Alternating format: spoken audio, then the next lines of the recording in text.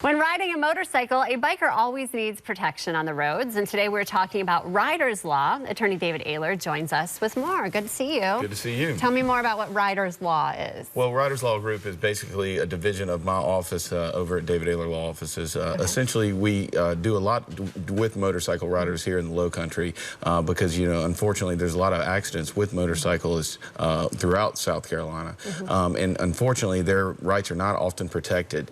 You have accidents that occur, and most often you see the motorcyclist that ends up going to the hospital. Sure. And unfortunately, what happens at the accident scene is the stories of what's told happened is not actually what did happen, and they're actually found at fault when in reality they weren't at fault.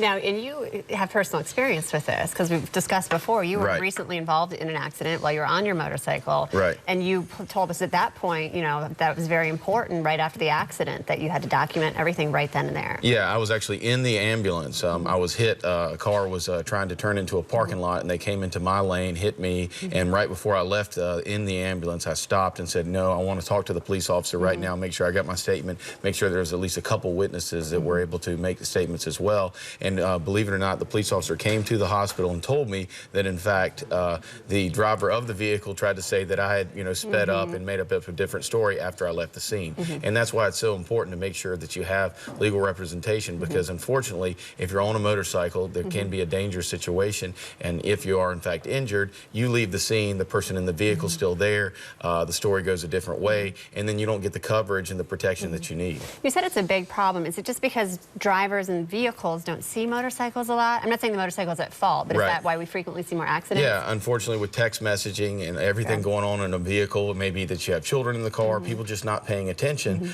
They may not hear and definitely don't see the vehicle, be driving a different direction, looking over, and the next thing you know, the motorcycle is coming up, and then, there's an accident that occurs, and then, like I said, whether the motorcycle is wearing a helmet or not, they end up being the one that's on the ground. Ambulance comes, they get taken away, and then sometimes it's hard for them to reconstruct the accident right then. And that's another part of it as well. When you have an attorney involved, a lot of times the accident reconstruction gets brought in, and they can show, in fact, where the vehicle was initially at the point of the impact as opposed to where the bike actually ended up being. So every person on a motorcycle, what should they do should they ever be in an accident?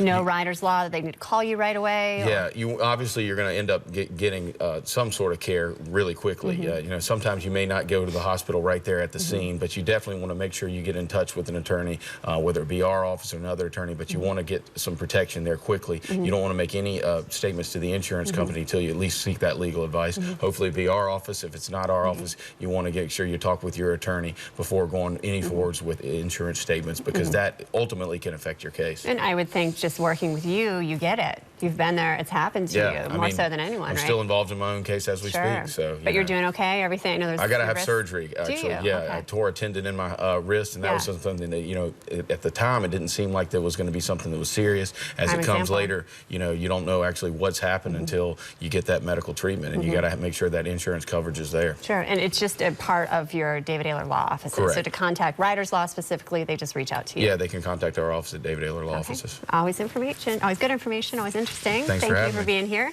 We've got much more Low Country Live in just a moment.